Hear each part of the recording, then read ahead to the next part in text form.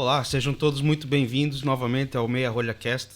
Hoje vamos ter aqui o episódio número 2 e vamos contar com a presença do Mark Pinto. Ele que é Wine Director e Sommelier lá no restaurante do Martim Berazatec, o 50 Seconds. Então, logo depois da vinheta, fiquem ligados. Solta a vinheta aí, faz favor.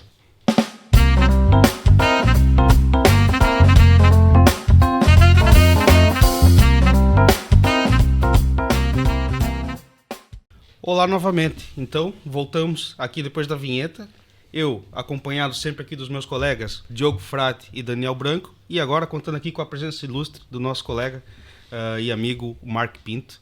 Mark, seja muito bem-vindo e obrigado por ter aceito o convite e estar aqui conosco para a gravação deste episódio, e espero que goste, que nos conte muitas coisas boas, muitas curiosidades e muitas coisas engraçadas também, não é mesmo? Que, aliás, é isso mesmo.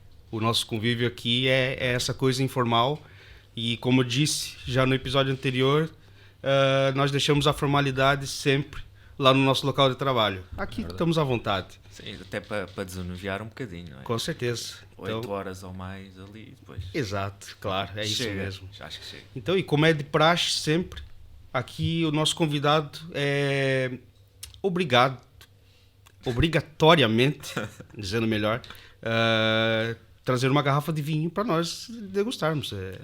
Ele não escolhe se ele quer ou não, ele traz. Então, Mark, se puder falar aqui sobre o vinho que você trouxe para nós. Antes de mais, obrigado pelo convite. Pronto, há essa parte em que vocês são um bocadinho agressivos a convidarem, dizer, vens, mas se não trouxeres vinho nem entras. Exatamente. Estou a brincar. Trouxe um vinho branco da África do Sul. É um produtor que eu gosto muito, que pronto, tem como base Chenin Blanc, uma das uvas mais plantadas, diria que está talvez até a mais plantada da África do Sul para brancos. É uma uva que eu gosto muito, originária do Loire, né? Mas acima de tudo é um produtor que eu acho que tem feito um trabalho excepcional, ou seja, novo mundista, mas já esteve a trabalhar na Europa, tanto ele como a mulher, que são os produtores e acabam por fazer a vinificação.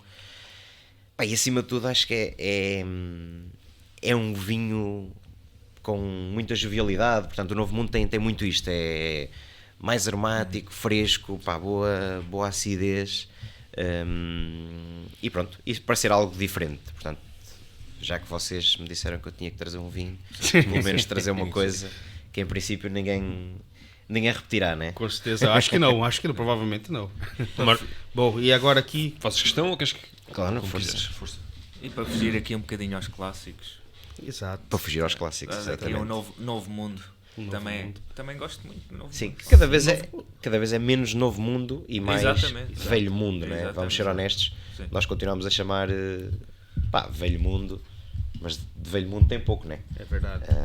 Ou melhor, de Novo Mundo, desculpem. Exato. Novo Mundo tem muito pouco, porque eles têm tanta história já como alguns países na Europa a engarrafar, né? Se nós pensarmos, nós também na Europa devíamos ser considerados Novo Mundo, pelo menos no engarrafamento. Tirando vinho do Porto, não engarrafámos vinho assim há tantos anos, né?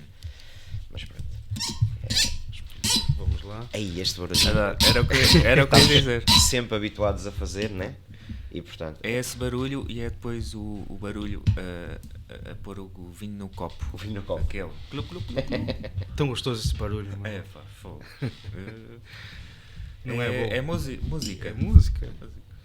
Para os nossos ouvidos. Essa ferramenta aí é treinada, Marcos. Isso aí já faz quase sozinho. Esse saca-rolhas aí. Grande Marco, então para quem nos está a ouvir, Deixamos só aqui assim. queria que partilhasse aqui connosco como é que começaste, como é que o mundo do vinho, nós sabemos que nasceste no berço de Champagne, portanto, nasceste junto ao pé da vinha, quase. Obrigado, Marco. E que depois queríamos saber também aqui por curiosidade como é que depois descobriste Portugal, como é que vieste e como é que depois o mundo do vinho, se houve alguma influência por parte familiar, Obrigado. ou se era uma coisa que já desde pequenino que já mostravas, já tinhas interesse, ou se foi um mero acaso e... aconteceram várias coisas que levaram... Antes ao de mais dia nada, hoje. vamos aqui ao nosso brinde. Fazer o nosso brinde, Boa, exatamente. exato. Com o nosso convidado. Obrigado. Obrigado, Marco. Obrigado, À Marco. vossa e ao sucesso da meia rolha. Muito obrigado, Marco.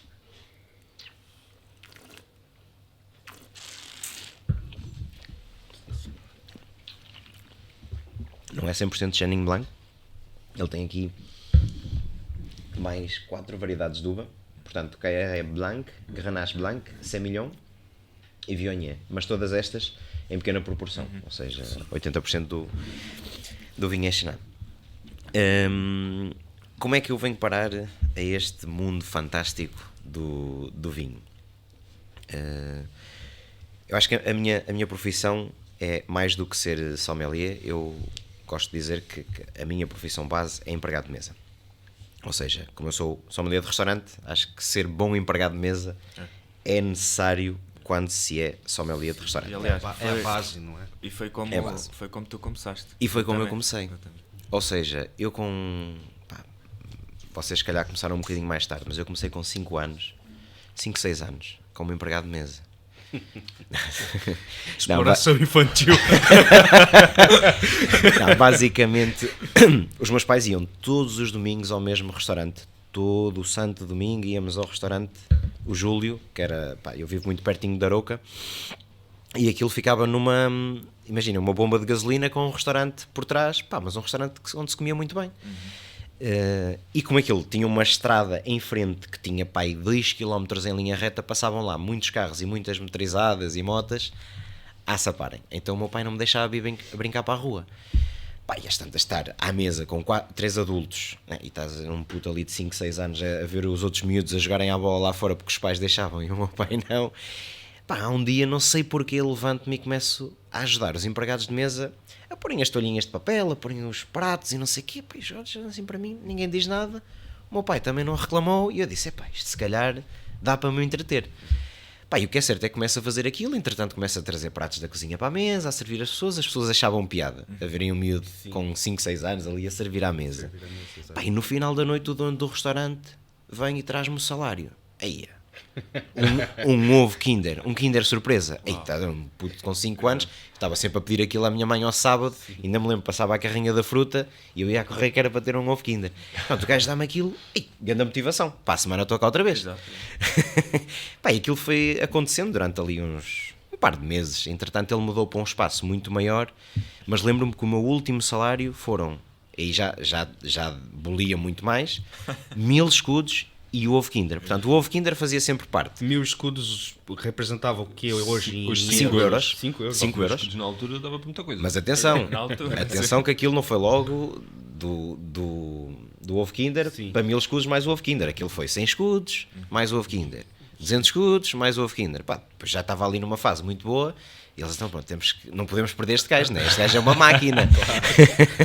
Produção Portanto, foi de giro. carreira. Portanto, isto foi o meu primeiro contacto com hotelaria. Ou seja, obviamente nunca pensava que o mundo do vinho viesse parar às mãos. Depois, escola, normal, os meus pais quiseram que eu fizesse o secundário e tens que ir para a universidade e tudo mais. Mas desde o 8º ano, 8º, 9º, tinha muita noção que a minha área iria ser turismo, hotelaria, eventualmente. Pronto, e quando entro no curso de hotelaria em 2008, conheço o Vítor Pinho e aí é que se dá a entrada no mundo do vinho. Ou seja, o Vítor Pinho tinha que nos dar aulas de restaurante, e começava de manhã, champanhe, vinho do Porto, regiões, e para aqui, para ali, harmonizações. Aquilo cativou-me muito. Eu era o único atento àquela aula. Esta malta não é que não estivessem atentos, mas ninguém estava muito preocupado em apontar as coisas, e eu tinha ali aquelas sebentas pretas a apontar tudo aquilo que eu dizia. O homem às vezes debitava, imaginem, a receita do molho de francinha, até isso eu apontava, portanto, para mim aquilo fazia muito sentido. Claro. A área de gastronomia e vinhos. E pronto, e depois foi um crescimento. Extremamente ligado. Sim, sem dúvida. Mas pronto, depois é giro porque em realidade os meus pais foram imigrantes durante muito tempo. Eu nasci em Soissons, fui registado em Reims, na capital, né, numa das capitais de Champagne, mas nunca pensaria, nem os meus pais, né, que eu ia parar ao mundo dos vinhos. Os meus pais não têm tradição vinícola, tirando um vinho que fazíamos em casa, que no norte é conhecido como a uva americana, ou seja, o vinho americano, né? Que desde pequenino e sim, sempre pisei uva e sempre fui habituado a fazer esse tipo de vinho, que é conhecido nos Açores como vinho de cheiro, né? Isso até é ilegal engarrafar, né? Pronto, mas este sempre foi o máximo de contacto que tive. Depois é verdade que sim, por exemplo, o Douro sempre fez muito parte da minha vida. Os meus pais gostavam muito de fazer viagens de carro pelo Douro, portanto sempre foi uma zona que esteve presente na minha memória.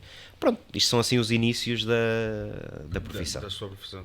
Sim, Marco, e nós todos sabemos, né, que você trabalha num restaurante com estrela Michelin e o chefe que assina o restaurante, ele é o chefe com mais estrelas Michelin no mundo. Qual é o grau de exigência para um sommelier trabalhar num espaço desse? Assim, de preparação e até mesmo a escolha dos vinhos para a carta e do wine pairing e tudo isso. O Martim Berasategui neste momento, ele tem 12 estrelas Michelin no total, portanto na Península Ibérica é o chefe que mais estrelas tem, e em Espanha e na Europa. Eu diria que no mundo, eu acho que ele, se não me engano, está em terceiro, quarto lugar. Existem uns chefes franceses que estão aí sempre na berra, né? O que é França, continua a ser França. Por acaso eu achava que ele era o que mais tinha. Não, há aí um chefe francês, e o Gordon Ramsay também tem um bocadinho mais do que ele, por acumulação. Ele nunca foi para a Ásia. Sim. Então há muitos chefes, por exemplo, o Ramsay e chefes franceses que, ao entrarem na Ásia, acabaram por expandir muito mais rápido Claro. o número de estrelas. Ele só tem em Espanha e o 50 Seconds em Portugal. Uhum. Assim, obviamente tem um peso, né, de pensarmos que as pessoas já vêm com uma expectativa muito alta. Ou seja, desde que abrimos o 50 Seconds, que nós tínhamos a noção que o cliente Martim Berasategui é um cliente de 3 estrelas, porque ele tem 3 estrelas no País Basco, Exato. tem 3 estrelas em Barcelona, e nós sabíamos que a expectativa das pessoas ia ser muito alta. Mas acho que acima de tudo é termos os pés assentos no chão e percebermos a filosofia Martim. O Martim é muito dado, o Martim adora cuidar bem dos fornecedores, adora cuidar bem dos clientes e adora cuidar bem quem trabalha com ele. Portanto, é um bocadinho essa a filosofia que nós seguimos, ou seja, não estar tão preocupados se nos vão julgar através daquilo que estamos a recomendar ou aquilo que servimos às pessoas, mas tratar as pessoas muito bem. E tratar muito bem também significa servir vinhos de qualidade, num copo de qualidade, numa toalha de qualidade, numa cadeira de qualidade. Portanto, é tudo isso, é percebermos que quanto mais dermos, mais vamos receber. E essa é um bocadinho a filosofia do Martim, que nos passa e que nós tentamos transmitir ao quem nos visita. No fundo é privilegiar as relações interpessoais, portanto, Sim. Se nós damos, vamos receber. Sem dúvida. É recíproco. Sem dúvida. Portanto, acho que é um fator muito importante também na nossa profissão. Sim, é uma profissão feita de pessoas Exatamente, para pessoas, né? Exatamente. Porque às vezes as pessoas esquecem-se disso, que é, e eu tento sempre dizer, pronto, não é aqui o tema da conversa, mas eu tento sempre, às vezes as pessoas dizem, mas como é que tu fazes o teu dia a dia? É muito simples, eu estou de pé e quem vem ao restaurante está sentado. E portanto, isto tem que separar uma coisa que é, nós até podemos em determinado momento colocar um travão em algum comentário que alguém faz que nós não gostamos, mas a pessoa continua a estar sentada. Ou seja, não é que ela tenha sempre razão, mas ela é que está sentada para desfrutar e para aproveitar. Claro. Nós estamos de pé, estamos para trabalhar. Ou seja, como sommelier, por exemplo, não faz sentido estarmos às vezes a ocupar aquele espaço de tempo de antena que é das pessoas e não é nosso. Eu, por exemplo, normalmente quando vou a restaurantes, já me aconteceu em algumas experiências ir a restaurantes com estrela Michelin, com sommelier, e às tantas eu vou para jantar com a minha esposa, né? Como a malta me conhece e não sei o que, às vezes, pronto, eu posso dar um bocadinho de conversa, mas em determinado momento tenho que cortar, porque levo-me um pontapé debaixo da mesa, né? E corto a conversa, né? Mas às vezes quem está do outro lado continua a esticar, e estica, e portanto, às vezes temos de ter muito bem esta noção que é, quem está sentado está para desfrutar, está para aproveitar o ambiente, pronto, e quem está de pé está para trabalhar. Temos que conseguir perceber muito essa parte. E às vezes também os clientes nem sempre querem estar ali, às vezes são só simpáticos, Era né? o que eu ia dizer. Te dão um pouco de conversa e nem sempre querem que você esteja ali ao lado, falando. É perceber um pouco as necessidades do cliente. Exato. Sim. Exato. Ao cliente nós percebemos logo de caras que ele quer que nós falemos, é um cliente interessado, quer saber mais sobre os vinhos. E há outro que quer só saber o superficial. Exato. E Completamente. deixa-me um bocadinho. Exato. basicamente. Já aconteceu de eu estar a servir e falar do vinho e o cliente falou, olha, não precisa perder tanto tempo a explicar, nós queremos aqui desfrutar o máximo possível. Então, Exato. ele foi mesmo assim, Sim. curto e grosso. Direto. Exato, direto. Falou só, itens. diga-nos qual é o nome do vinho, as castas e tá bom. Sim. Ok, olha, e não levei a mal, porque entendo o lado dele. Ele estava ali com a esposa e queria desfrutar e tudo aquilo.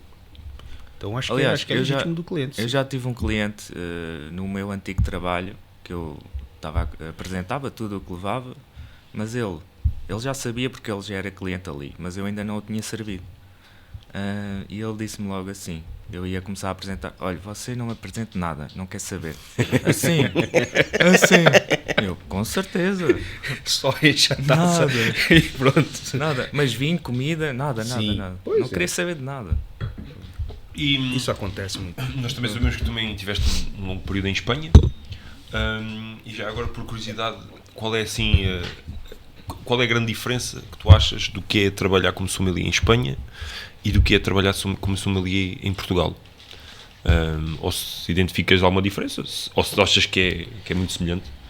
Quando lá estava, havia muito essa pronto, trabalhavam outros portugueses comigo, né? E quando lá estávamos, sem sequer pensar em regressar a Portugal, havia muito comentário que eu na altura sempre depreciava, que é, em Portugal ainda não existe cultura gastronómica, em Portugal falta cultura gastronómica, em Portugal as pessoas não têm a cultura que temos aqui.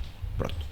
É verdade, eu estava na Catalunha, né? A Catalunha desenvolveu muito a nível gastronómico por várias razões, ou seja, muito antes do Ferran Adrià havia o Santo e Santa Maria com o primeiro restaurante com 3 estrelas Michelin na região e outros chefes, ou seja, não precisamos ter 3 estrelas Michelin para ser um chefe de referência.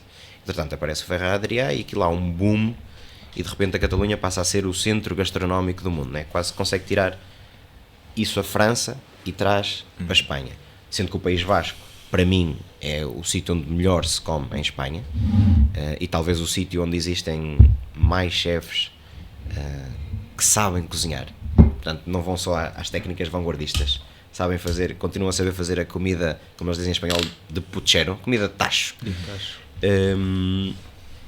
Mas vivia-se, pronto, essa última fase boa, ou não é que agora não seja bom viver na Catalunha, mas depois de tudo o que aconteceu, manifestações e na altura, em 2017, não sei se vocês se lembram, atentado e tudo mais, portanto, eu vivi aquela melhor fase, aquele pico da experiência.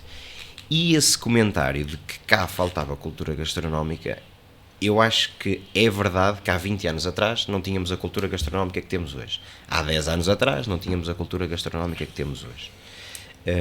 E às vezes o turismo também ajuda a que o nível suba.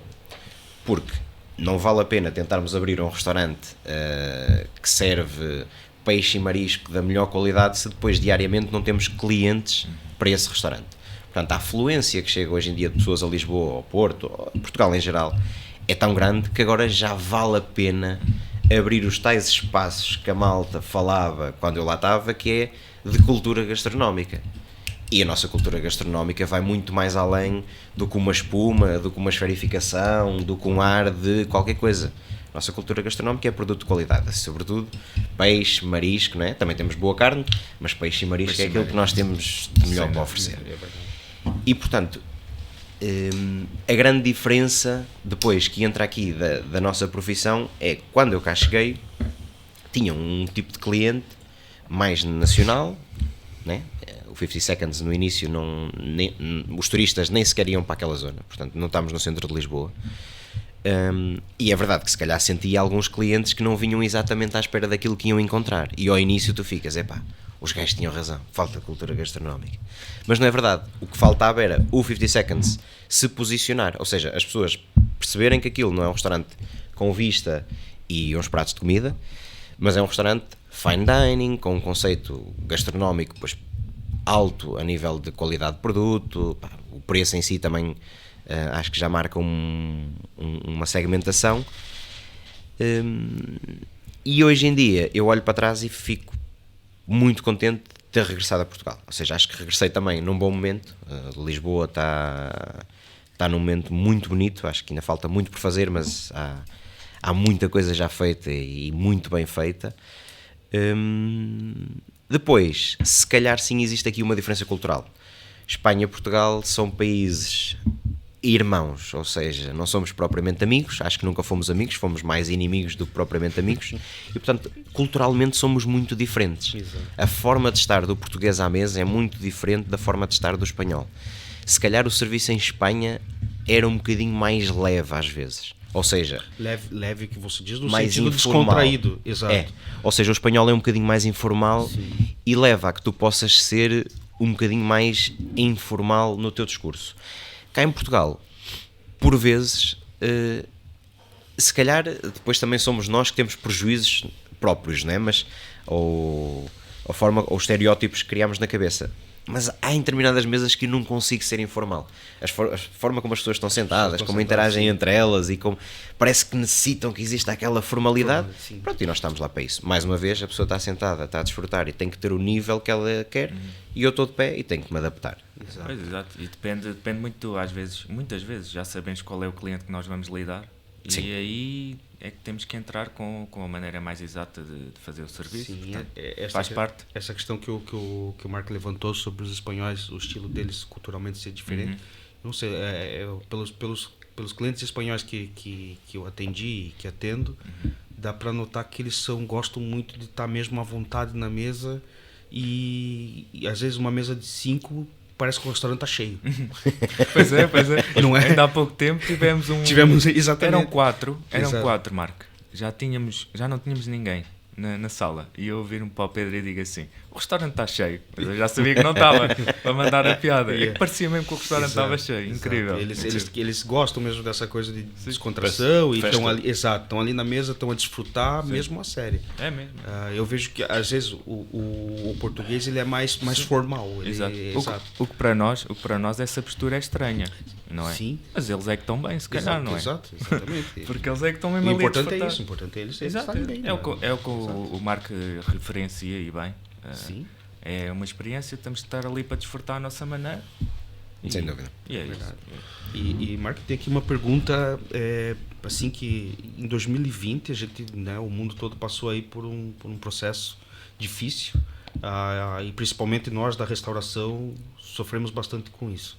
Claro que outros setores também sofreram, mas eu acho que a restauração parece que se fosse uma bomba atômica Exato.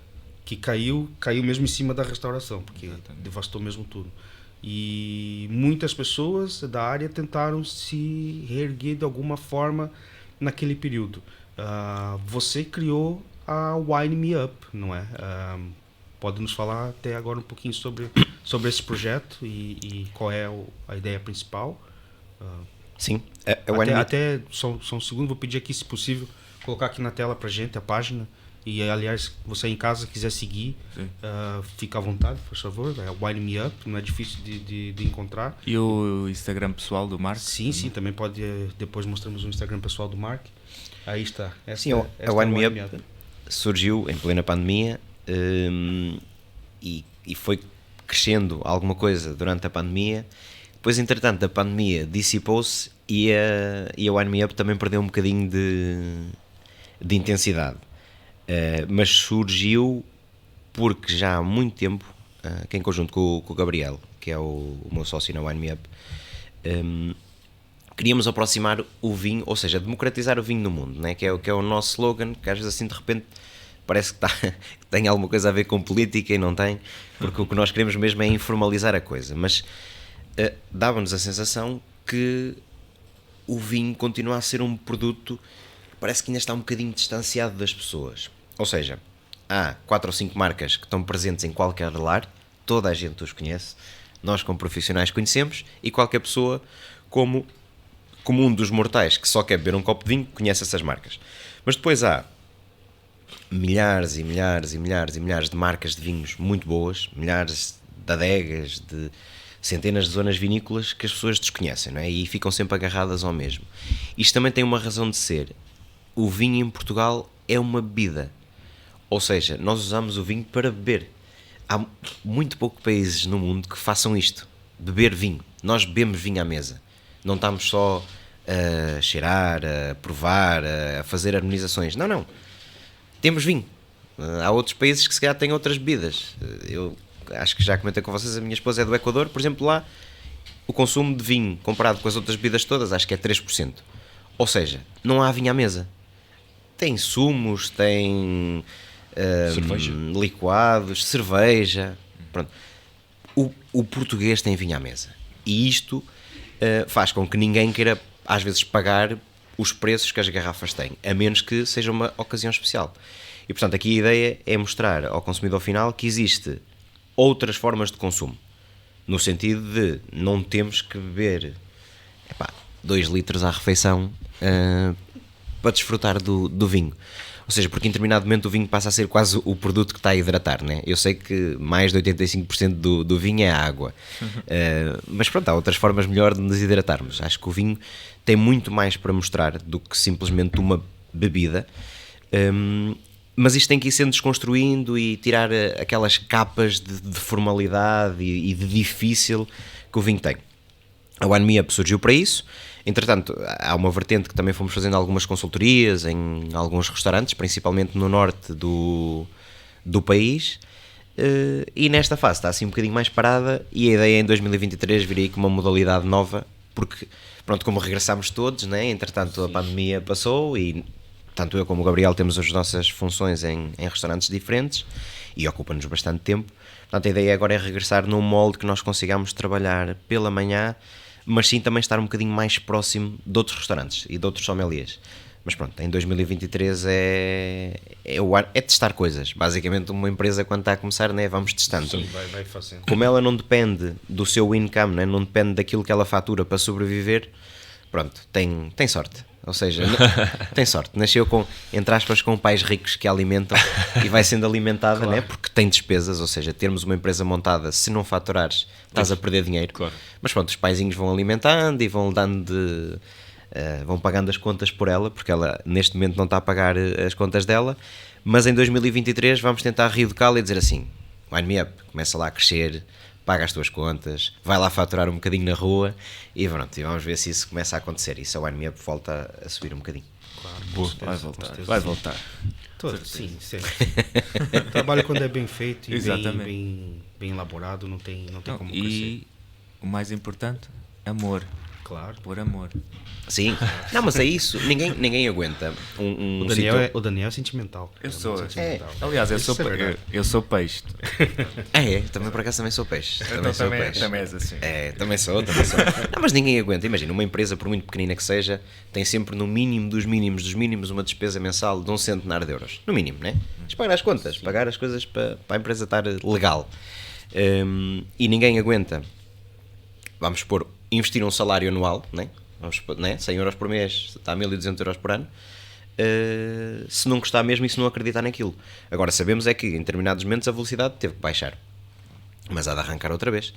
Ou seja, é como tudo na vida, as coisas têm tempos e não vale a pena sofrer por antecipação. Claro. Exatamente, teve que ficar um bocadinho mais parada, tivemos que dar atenção a outras coisas, temos outros filhos para criar, né? A garrafeira do 50 Seconds, por exemplo, para mim eu considero como se fosse um filhote.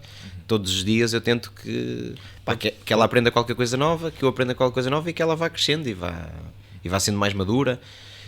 Quantos rótulos diferentes tem na garrafeira do 50 Seconds? Neste momento, vinhos de mesa, aproximadamente uns 850, mais fortificados e destilados, que deve dar, 1000 e muitos rótulos.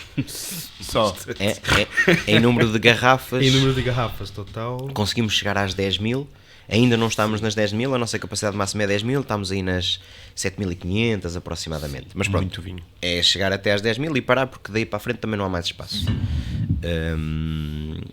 Mas pronto, é um desafio diário, basicamente. Claro que sim, e é uma responsabilidade grande. E é uma responsabilidade, exatamente. Como é que, Por falar nisso, Força, Daniel. Só esta pergunta. Como é que fazes da melhor maneira essa gestão devido, porque é tanto vinho, não é? Tanta quantidade, qual é que é a gestão que fazes aí? O método, talvez. O método, sim. Pronto, eu acho que ao longo da vida nós temos que ir aprendendo com mentores, né? E uma dos locais onde eu aprendi a gerir garrafeira da melhor forma foi enquanto estava no Lazarte. Eu comecei no Lazarte como um assistente sommelier, depois entretanto subi para sommelier principal, mas tive sempre o meu mentorzinho, que era o João Carlos Ibanhas, que era diretor de restaurante e que tinha sido sommelier durante muitos anos, e portanto ele foi-me dando um bocadinho os guias, né? Quando nós somos jovens, às vezes queremos comprar tudo, provas um vinho, adoras, queres comprar não sei quantas caixas, e ele foi-me ajudando a fazer um bocadinho esse filtro. É percebermos que temos que ter uma garrafeira fixa, ou seja, há uma parte quase que não roda, são os clássicos, os intemporais, os vinhos que temos que ter, independentemente de nós como sommeliers às vezes não gostarmos daqueles vinhos. Não é o nosso gosto que prevalece, é quem nos visita. Eu tenho meia dúzia de rótulos na carta, que por muito que quem abra a minha carta, ou a carta do restaurante, vá, e esteja a desfolhar, diz assim, não conheço nada, mas há ali 5 ou 6 que vai deixar a pessoa à vontade. Há várias razões para isto. O restaurante pode estar cheio, o sommelier pode não conseguir chegar lá no tempo certo. Nós vamos sempre lá chegar, mas podemos não chegar no tempo certo. Se a pessoa não sabe muito bem o que é que há de escolher, tem ali 5 ou 6 rótulos que de certeza absoluta conhece e são boas escolhas. E portanto, é pensar desta forma, ou seja, uma parte da garrafeira é fixa, grandes vinhos, teres ali alguns rótulos que as pessoas se identificam e as deixam bem sentadas e confortáveis. Nem tudo tem que ser desconfortável, nem tudo tem que ser fora da caixa, nem tudo tem que ser novo. Pronto, e depois há ali um 15% da garrafeira, se calhar 20% que vai rodando, são coisas novas que nós vamos trazendo, coisas que vamos retirando. E depois temos que dar 4 dimensões a uma carta de vinhos, ou seja, à parte de termos, ou 3 dimensões, desculpem, à parte de termos uma quantidade grande, termos diferentes graus de qualidade, né? Desde coisas mais económicas a coisas mais caras. Acho que com o tempo, e isso é que é o difícil aqui em Portugal, mas não é por nós, é pelas empresas que não entendem que isto é muito importante e que o sommelier tem que ter dinheiro para gastar e tem que ter dinheiro para investir, que é uma terceira dimensão que eu costumo dizer que é quando começamos a fazer a vertical de vários anos do mesmo vinho. Do mesmo vinho, sim. Porque há uma pessoa que vai querer provar, sabe, vamos dar um exemplo de um vinho, podemos falar de marcas, não podemos? Sim, claro. Há alguém que vai querer o Valmião mais jovem que a gente tem na carta e há outra pessoa que vai querer o Valmião mais antigo. E de certeza que o mais antigo que a gente tem, eles ainda vão dizer assim, este vinho está jovem. Porque há gostos para tudo. E se houver alguém que quer beber um vinho com 20 anos, perfeito. Se houver alguém que quer beber o vinho que só tem 2 aninhos, ainda está, se calhar ainda está um bocadinho, pronto, imaduro, não é? Também temos que ter. E há muitas empresas que não acreditam nisto. Eu, pelo menos quando vou falando com outros sommeliers, né, de empresa, a malta quer ganhar dinheiro muito rápido. É para montar a empresa de restauração, em 5 anos temos que ficar ricos, em 3 anos temos que ficar ricos. Não vai acontecer. Ou seja, tem que sedimentar uma marca. E isso só sedimenta se for um restaurante com uma boa parte de garrafeira, né? Ou seja, que os vinhos sejam importantes, tem que sedimentar. Temos que ter esta tridimensionalidade de uma carta. E tem que haver investimento. E tem que se esperar um bocadinho. Claro. E portanto, há muitos vinhos que eu tenho comprados que nem sequer estão listados. Ou seja, nestes 850 referências que estão listadas, mais os destilados e os fortificados, se calhar ainda há 150 referências que nem sequer estão listadas. E não é para estar. São, sei lá, bordeaux de 2016 que eu comprei e ainda estão lá guardadinhos. Coisas do Douro que eu comprei em 2019 estão lá guardados. Newport Vintage de 2017 está lá guardado. Sim. Não é para vender. Pronto. Se chegar alguém e souber que eu tenho lá aquilo e quiser comprar, pronto, podemos chegar ali eventualmente a um negócio e vendo a garrafa. Mas o objetivo não é esse. O objetivo é para o próximo sommelier. Que se continuar a ser eu, muito bem. Mas se houver mesmo um próximo, pronto, vai ter ali. É quase uma boa herança, não é? Que temos que passar para o próximo sommelier.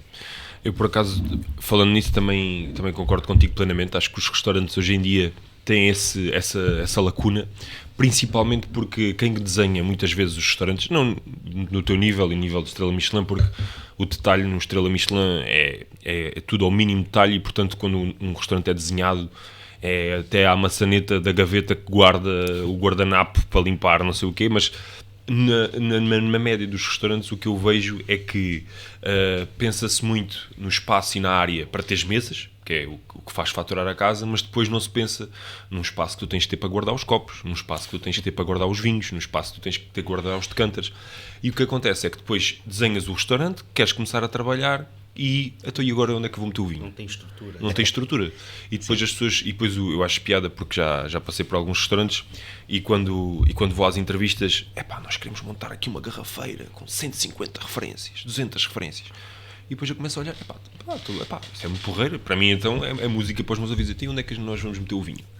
Porque, de facto, não é só teres 3 garrafas de cada referência à amostra, precisas ter esse toque. Porque depois o vinho roda. E de facto sinto que há muita falta dessa preparação, desse planeamento para criar uma garrafeira que é sempre fundamental.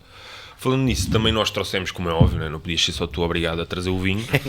Portanto, também trazemos aqui um vinho italiano para tu provares, um Dolcetto d'Alba. Portanto, para quem não sabe, a casta Dolcetto é a casta menos amada, digamos assim, mas mesmo assim faz bons resultados em Piemonte. Porquê? Porque a casta principal é a Nebbiolo.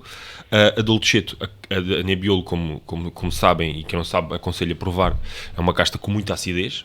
A Dolcetto, como o nome indica, de dolce, portanto é uma casta mais suave. Vamos buscar aqui notas de frutos vermelhos, uma coisa mais redondinha.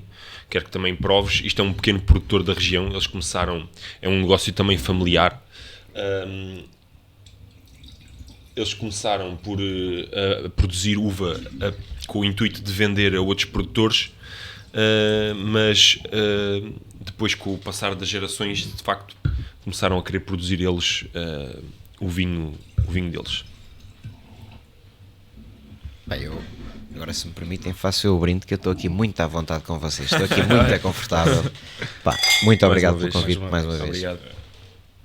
Vamos lá, isto. E já agora diz, depois de tua justiça, o que é que achas disto, pá? O que é que... Vou-te já dizer assim de raiz o que é que isto... De nariz transporta-me já para a minha infância. Faz-me lembrar as gomas de frutos vermelhos que nós comíamos quando éramos miúdos. Depois na boca não, depois é uma coisa mais séria em termos de boca, mas é muito engraçado que no nariz faz lembrar essa gomazinha, goma de fruto vermelho. Sim. Depois tem aquele lado um bocadinho ácido também, né, das gomas, mas sem exageros. Como tu disseste e bem, é muito mais equilibrado, ou seja, o Nebbiolo é muito bom por esse desequilíbrio que aquilo tudo tem, não é? E acaba por funcionar. Aqui é um vinho muito mais equilibrado, muito mais redondinho, se calhar até diria mais consensual à mesa, não é? Sim, claro. Agrada, consegue, mesmo sendo um vinho italiano, consegue agradar a gregos e a troianos. É verdade. O Marco, e aqui esse ano você ganhou o concurso, né, de melhor escansão do país. E como é que foi assim para você ter agora essa responsabilidade nas costas de ser, né, o melhor escansão do país? Essa frase agora que disseste, eu até fiquei assim com um bocado mais de peso no corpo. Porque em realidade todos os prémios alcançados trazem sempre isso, trazem uma responsabilidade. Ou seja, eu costumo dizer que o fácil é ganhar o prémio, o difícil é tu mostrares às pessoas que merecias aquele prémio. E isso também parte de dentro de ti, porque tens essa necessidade. Ou seja, se calhar ninguém te está a julgar, tu é que estás a julgar só a ti próprio. Mas acaba por acontecer. É normal, é do ser humano e somos uns inconformistas. Obviamente tem muito peso. Acima de tudo, o que eu quero, uma vez que isto aconteceu, né, de eu ter ganho, quero tentar ajudar ao máximo a Associação de Escansões a revitalizar-se. Ou seja, eu acho que quem está por trás da associação neste momento consegue fazer um excelente trabalho se eu não existisse no mundo, obviamente. Não vou marcar assim tanto a diferença, mas sobretudo quero ajudar. Sim. Quero ajudar porque quando estive no concurso percebi que há muito mais emoção por pertencer à Associação de Escansões por pessoas que se calhar têm neste momento 50, 55, 60 anos do que propriamente existia em nós. Não quero dizer que naquele dia da gala dos 50 anos não tenha criado em nós, Escansões, ali uma nova emoção, uma nova vontade de querer pertencer à associação. Mas no final do concurso, pronto, isto são coisas que eu vivi e que quem estava no concurso não conseguiu viver, porque infelizmente só pode ganhar um no final. Vir-me um senhor, pá, que eu já não me lembro do nome do senhor e peço desculpa por isso, entrega-me um livro das memórias da Associação de Escansões entre os anos 70 e 80, mas entrega-me aquilo como se estivesse a entregar uma criança, não? Um tesouro. Um tesouro. Eu trouxe daqui este tesouro. Tu cuida disto muito bem, porque foi eu que fiz das memórias da Associação de Escansões. E pai, eu sentia ali uma energia naquele senhor, um orgulho de ter feito aquilo e de ainda pertencer à associação, pá, que se calhar nós jovens ainda não temos. E portanto era nesse ponto que eu gostava que esse peso que tu dizes, ou seja, isso tem um peso, né? Tu teres ganho tem um peso. Acabas por ser durante um ano, né, o embaixador, digamos assim, da associação. E que era isso que eu gostava que acontecesse, ou seja, o peso que eu tenho nas costas é isso, tentar levar o máximo de pessoas possíveis para a associação, para que quanto mais pessoas entrarmos, mais nível de exigência vai haver. E, portanto, quem lá está como presidente, vice-presidente, como gestor, também vai ter que subir o nível e subir. Até porque em 2026 temos o campeonato mundial cá em Portugal e, portanto, temos que começar a subir o nível agora. Não é Não é lá a altura. Não é a altura. quando faltarem 6 meses. Não é 6 meses antes, depois. Sem dúvida. Mas também não achas que, pelo menos foi o que eu senti quando comecei na área, e por acaso é uma comparação interessante de se fazer, que é, tu achas que em Espanha, por exemplo, a Associação de Canções de Espanha, neste caso Sommeliers, porque a palavra canção só existe mesmo em Portugal, achas que era mais próxima dos profissionais do que é ou era há uns anos atrás a Associação Nacional de Canções em Portugal? Porque eu sempre senti, quando comecei a trabalhar, sempre senti uma coisa, ok, a gente sabia que existia, estava lá, mas era quase aquele bibelô antigo dos avós, porque sempre senti isso. Sinto que de há uns anos para cá houve essa revitalização e já existe mais dinâmica e até porque pessoas como tu e pessoas da nossa idade que estão a entrar na associação e que estão também a dar um bocadinho de energia à coisa, mas senti que até há um bom tempo a esta parte era um bocado aquela coisa ali no fundo da gaveta guardado, não estava assim com sangue vivo. Eu não sei se essa é a tua opinião ou... Não, e tens toda a razão, ou seja, eu acho que o que existe é esta camada que eu vos falo de pessoas que estão extremamente orgulhosas de pertencerem e continuam a ir às reuniões e tudo mais, é uma geração que está muito longe da nossa, portanto há aqui uma separação. Por exemplo, o senhor que me deu aquele livro se calhar tem idade para ser meu avô, portanto no mínimo há aqui 2 gerações no meio entre nós, e é verdade que se calhar existe um gapzinho geracional. Esperemos é que a gente agora consiga encher esse gap, porque eu acho que a geração anterior à nossa, os sommeliers que tiveram na berra há 10 anos atrás, ou há 5 anos atrás, afastaram-se da associação, talvez porque foi necessário quebrar algum método que se fazia no passado, o modus operandi não era o correto, eles quebram e nós agora temos a grande sorte que já não temos que quebrar, já não vamos ser os maus da fita. Os maus da fita foram os anteriores. Nós agora podemos ajudar a reconstruir. E isto acontece, isto é política, não é? Isto, queiramos ou não, faz parte da política, é o que é. E é uma associação e depende de fundos e nem sempre as pessoas estão predispostas a seguirem a linha da associação. Mas acho que neste momento, depois dessa ruptura que existiu, dessa parte de uma geração que estava na berra entre 10 e 5 anos atrás, nós agora podemos fazer melhor. Podemos fazer melhor no sentido que é voltar-nos a unir à associação e tentar transformar a associação. Muita coisa mudou, né? Ou seja, não peçam aos senhores que são sócios há 50 anos, né, desde o início da associação, que façam posts no Instagram e que identifiquem a Associação de Canções de Portugal. Não vai acontecer. Mas nós hoje em dia podemos. O que é que isso custa? Bola. Ou seja, às vezes não fazemos porque não nos apetece.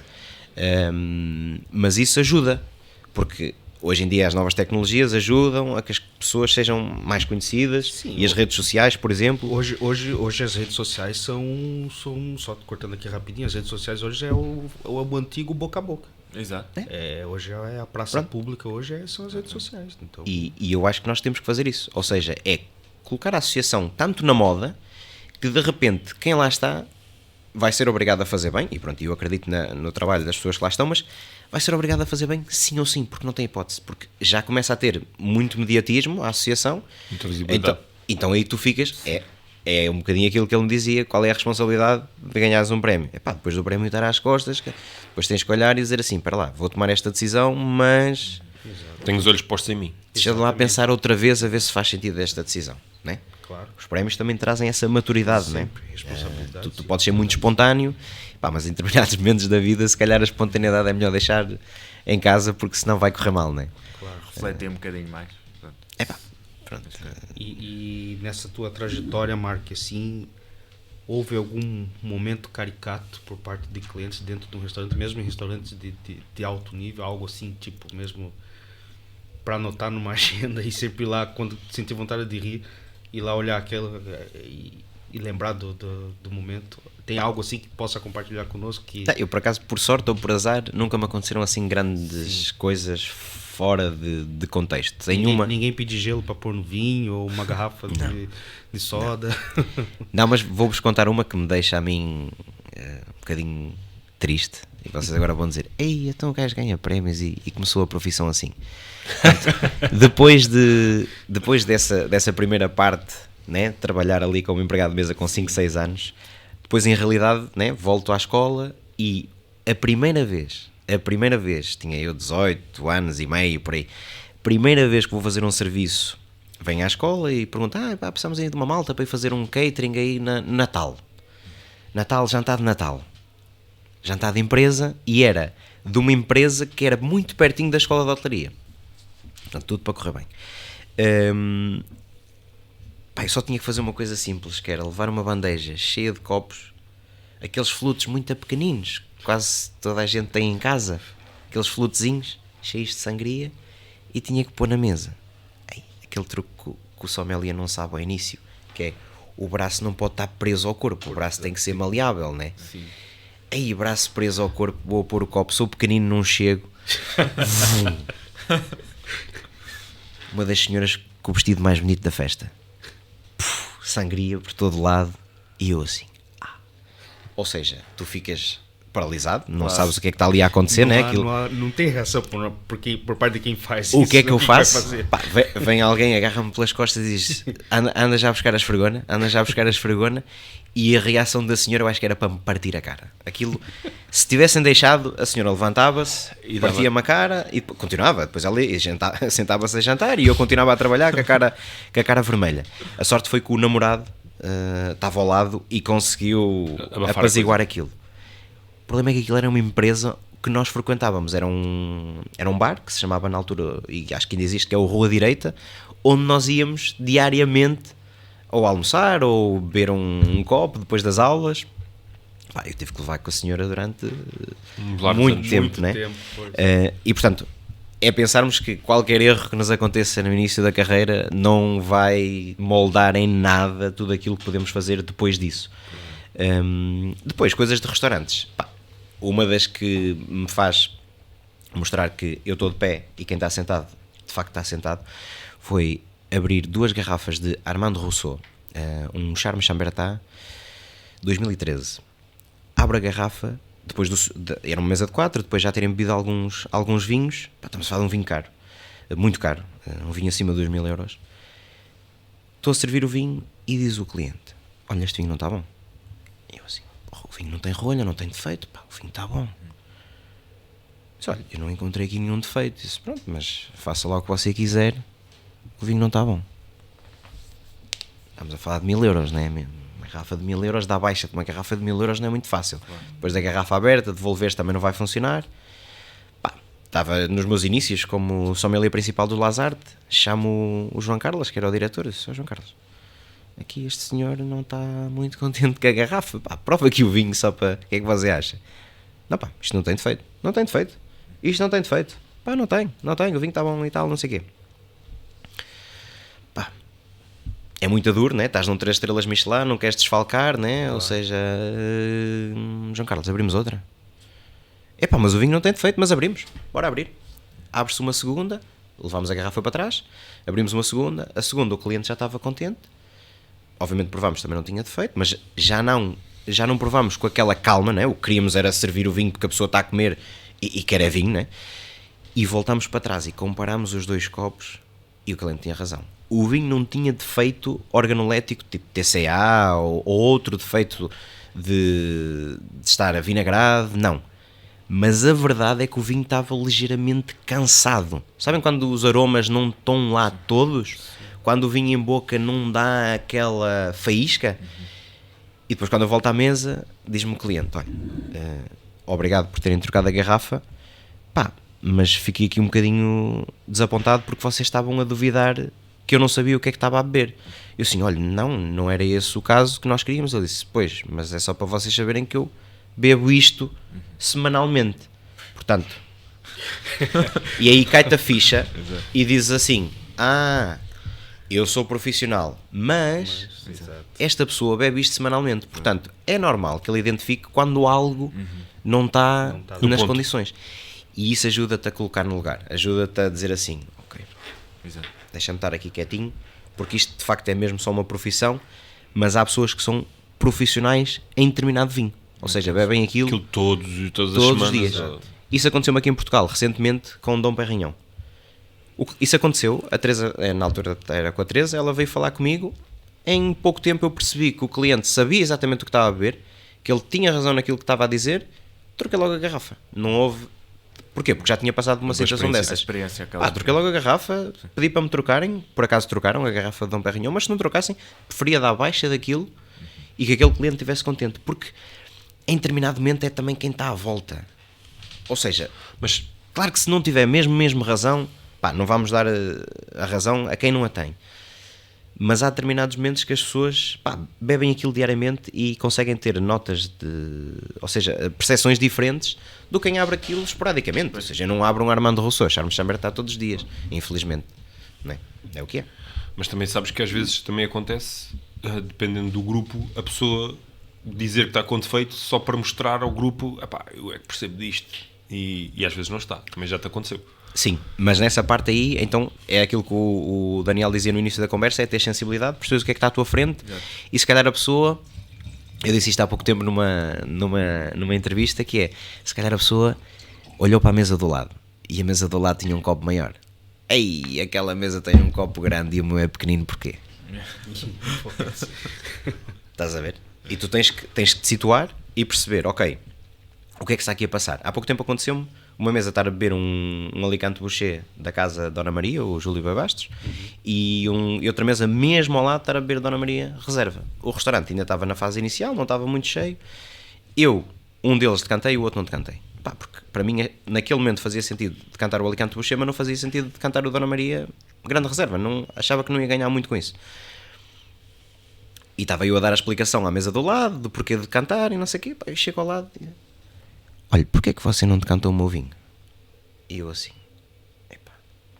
não estou a acreditar. Este senhor estava preocupado com a conversa aqui do lado. Disse, ok, já percebi.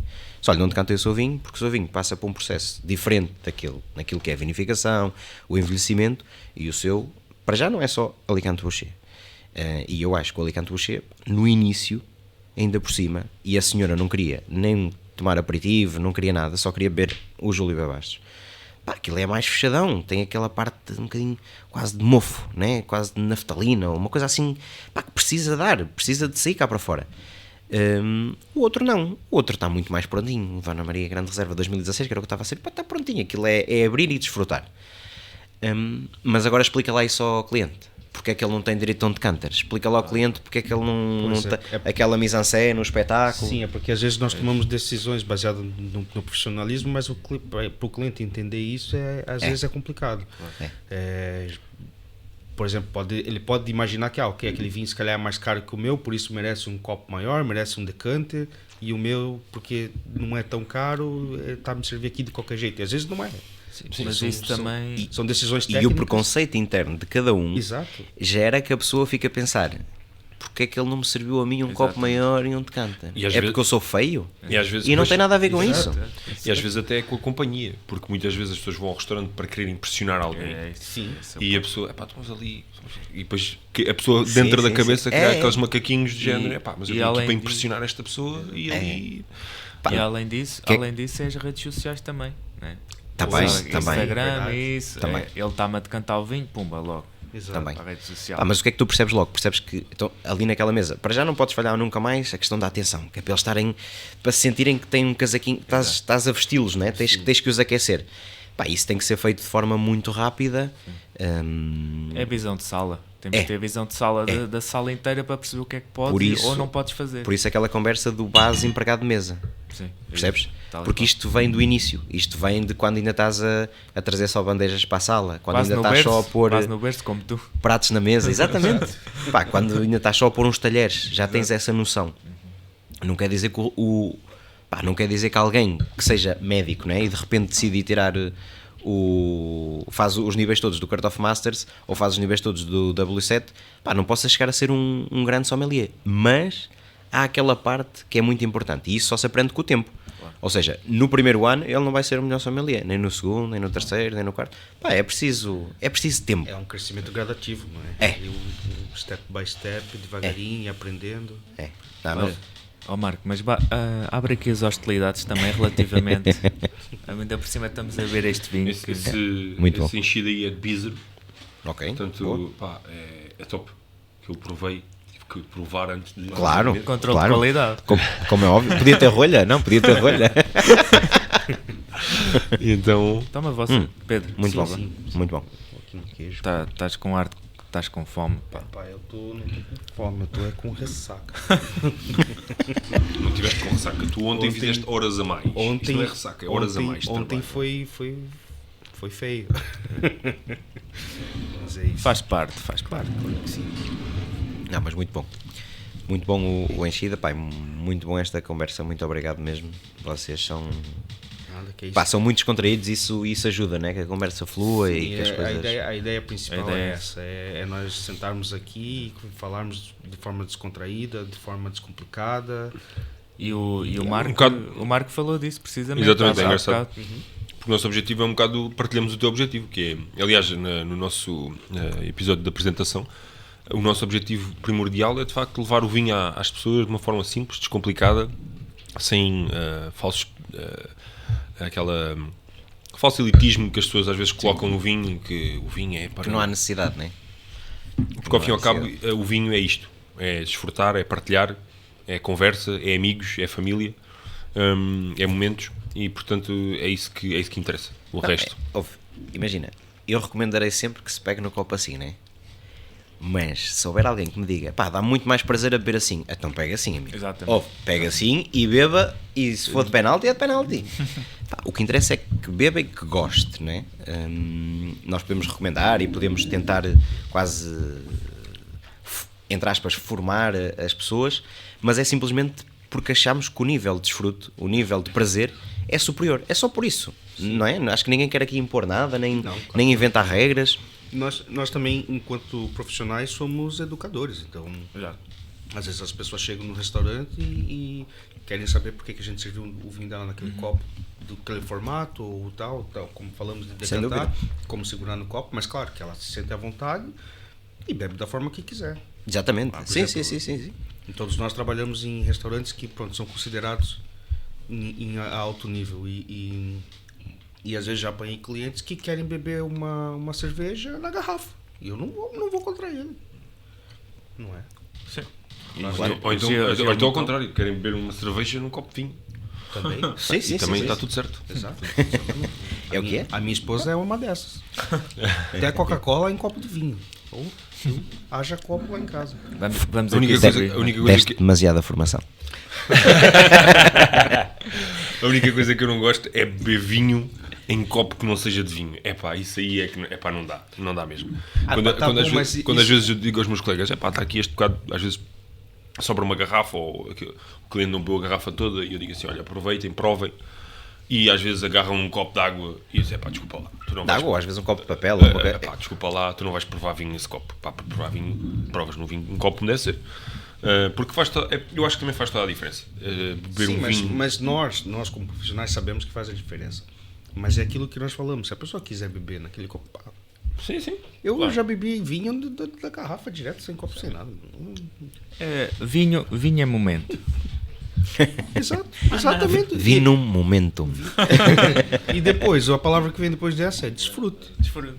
Pronto, é isso. Claro que eu também hoje não vou beber vinho num copo de requeijão, não é? Mas lá no Brasil nós temos o requeijão. Geralmente as famílias, depois que comem o requeijão, lavam o copo e guardam.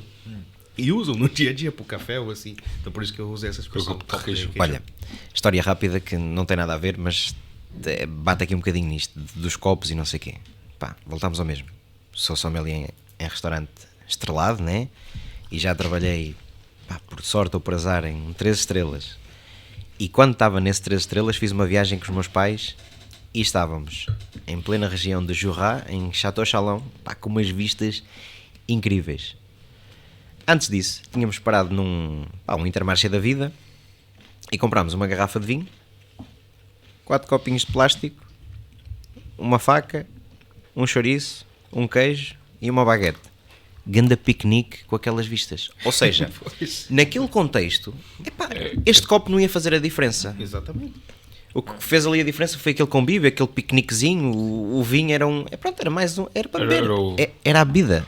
Se eu tivesse dado água ao meu pai, ainda por cima a água na região de Jurá não é muito boa, quer dizer, não sei, estou a brincar, mas ele está habituado a beber vinho, portanto comprei um vinho normal. Acho que na altura até nem comprei um vinho da região de Jurá, acho que até comprei um Beaujolais, mas o vinho era a bebida, portanto, e naquele contexto fez todo o sentido. Portanto, não há... E soube pela vida. Soube pela vida. Agora, É isso é que interessa. aqui a pergunta para terminarmos: qual foi o vinho que te marcou mais até os dias de hoje? Ou seja, aquele vinho que tu... É uma boa pergunta. É uma pergunta difícil, às vezes fazem-me essa Exato. pergunta e eu já me dei essa resposta ao longo da minha vida. É normal, porque você depois vai provando outras coisas e vai descobrindo que há algo melhor do que aquilo que já provaste. Mas aquilo que quer saber hoje em dia, se eu dissesse assim, é a tua última garrafa de vinho, é hoje que tu vais beber, qual é o vinho que tu ias beber?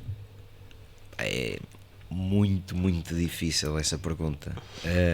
O primeiro que vem à cabeça. Eu digo-te uma coisa: se isto fosse um jogo de futebol, levavas cartão vermelho, porque isso é agressão. É uma boa pergunta, mas é uma pergunta difícil. Mas é muito difícil. Eu acho que terminaria seguramente a beber um Borgonha, um Pinot, de certeza. Possivelmente um Chambol Moussigny. E possivelmente, se tivesse dinheiro para, um Les Amoureuse de algum bom produtor. Ou seja, um primeiro cru, Les Amoureuse, que tivesse aí uns 15 anos em garrafa, 15, 20, eu também não gosto deles demasiado Antigos. maduros. Dizer produtor, gosto de muitos produtores, não é? Ou seja, mas gosto muito de Groffier. Pronto, isso seria o meu estilo, ou seja, sou de tintos ligeiros, tintos muito elegantes, com esse toque feminino que só a mulher tem. Esqueçam lá esse feminino na parte do homem. Eu também tenho toques femininos, mas claro, nunca vou ser elegante como pode chegar a ser uma mulher. Nesse lado mais aquele tanino aveludado, tudo perfeitinho, tudo muito bem encaixado. Esse é o meu estilo. O meu estilo. Sim. Quanto é que ia custar essa brincadeira, Marco? Não levas vermelho, mas levas amarelo. Ia ser uma coisinha se calhar para me custar 400, 500 euros, mas ele também disse que ia ser a minha última garrafa. Também, quem gasta dinheiro numa empresa que está parada, porque é que não vai gastar 500 euros? É verdade. Acho que não. Prioridade. Acho que também não foste assim nada por ela. Sim, não. Podia ter sido pior. Por acaso é engraçado teres falado do Armand Rousseau, porque foi até hoje a garrafa de vinho mais cara que eu abri.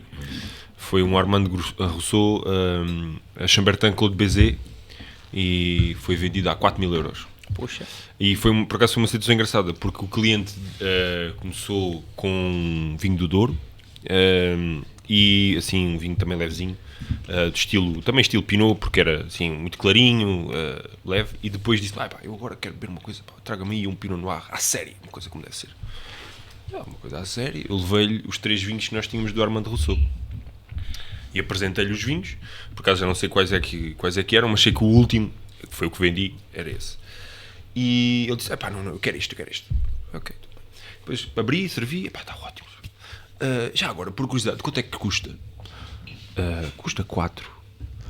4 quê? 400? Não, 4.000. Ele começou-se a rir e não houve problema nenhum, porque ele também já estava, ele foi ver ao Vivino o que é que aquilo era, e ele já devia estar à espera do valor. Eu nem sei se ele até disse 400 por brincadeira, mas foi uma situação engraçada. Não, porque isso é a parte boa, é que quem está do outro lado como cliente depois também pode fazer estas brincadeiras com o sommelier, não é? Sim. Ou seja, depois da rolha está fora, deixa-me só confirmar a ver se o preço era mesmo o que eu entendi. Mas agora já não há volta atrás, não é? Pois. Ou seja, é que às vezes isso acontece. Eu tive que separar. Eu tenho normalmente os vinhos ordenados de norte a sul, nas regiões, e tinha Jacques Celoz e o Jackson de Champagne na mesma página e um por cima do outro. E houve um dia que alguém pensou que estava a pedir um Jackson e pediu o Jacques Celoso. Portanto, olhou para o preço do Jackson, mas apontou para o Jacques Celoso. Pá, e o sommelier que estava comigo na altura serviu o Jacques Celoso, estás a ver? Anda barbicaz que eu tive que depois de limpar, né? Ou seja, fiz, pá, aí 50% de desconto na garrafa, perdi dinheiro, né? Como é óbvio, o restaurante perdeu dinheiro, e mesmo assim o cliente não ficou totalmente satisfeito. Opa, mas foi erro do sommelier. Epá, o gajo apontou para o Jacques Celoso. Ele viu foi mal o preço, estás a ver? Ele viu o preço da linha de Do Jackson. Exato. Epá, foi muito atramado, depois os gajos mandaram um e-mail e ainda tive que responder e tudo mais, e aquilo acabou por ficar assim. E depois também não podemos estar a confirmar ao cliente, mas é mesmo isso que quer. Tipo, Estás a ver? É isso, Sim, porque é que se daí faz você entra isso. numa outra saia justa, do tipo assim, Mas você acha que não quer tem mandar dinheiro na para minha pagar? carteira? sim, é isso. Não, já me responderam, já me chegaram a responder, porque eu às vezes, quando é assim, vinhos muito elevados, tento confirmar de uma forma mais Claro, elegante possível. claro. Pois é. Mas já me responderam, mas você acha que eu não tenho dinheiro para pagar o vinho? Pois. E eu disse, não, só para ter a certeza que às vezes pode haver aqui algum equívoco e depois também não quero deixar a pessoa numa situação desconfortável. Mas já uma coisa, já tive alguns episódios, não com valores assim muito astronómicos, mas já me aconteceu trabalhar, olha, estava no Via Graça e nós tínhamos um vinho a copo, salvo Quinta da Leda, tínhamos Quinta da Leda a copo. E houve um cliente que achou que o preço da garrafa era o preço do copo. Eu lembro desse dia. Para teres a noção, epá, já não me lembro quanto é que a gente vendia a garrafa e o copo, mas acho que era qualquer coisa como 16 euros o copo 80 e a garrafa, era mais. uma coisa assim qualquer, e depois 60 a garrafa ou 70 a garrafa. E o cliente pediu a garrafa, bebeu, epá, começou logo a disparar. Epá, mas eu não pedi, na carta está o preço. Eu fui lá, mas olha, como pode ver aqui, mas eu não vi. E disse assim, olha, como pode imaginar, ao preço que lhe vendi o copo, ao preço que o senhor acha que ia comprar a garrafa, nem eu a compro. Portanto, isto não podia ser este valor, mas pronto, de qualquer das formas, e depois acabámos por também ter que fazer isto que acabaste de fazer, que foi fazer ali olho, pelo menos vou-lhe vender a garrafa a preço de custo, que é para não ficar a casa a perder. E o cliente aceitou e a coisa acabou até por correr bem. Mas de facto é uma situação sensível. Não usem estas táticas lá em casa, se faz favor. Vamos identificar rapidamente. Bom, Mark, quero agradecer mais uma vez a tua presença e por ter aceito o convite. E para quem quiser achar o Mark nas redes sociais, então, como é que faz lá para procurar o Wine Me Up e o teu perfil pessoal? No fundo é escrever Mark, M-A-R-C, Mark sem O. Tem aqui na tela. Sei que às vezes é assim um bocado complicado, as pessoas chamam Marcos, mas é mesmo Mark, não falta lá nenhuma letra. Sim. Depois o nome Pinto é mais fácil, é mais Tuga, até dizem que é de origem meio tipo judeu, é possível, eu tenho cara disso. E Som, portanto, Marco Pinto Som, é o meu primeiro e último nome, e depois a profissão, que tenho muito orgulho, acaba por estar escrita em inglês, porque é mais fácil, né? Queremos chegar a mais países, pessoas, whatever, mas sou escansão e empregado de mesa também. Sim, senhor. Então é isso. Muito obrigado, Marco. E Obrigado. nossa. mais Vamos. um brinde aqui. Obrigado. Obrigado, Marco. É isso. Obrigado.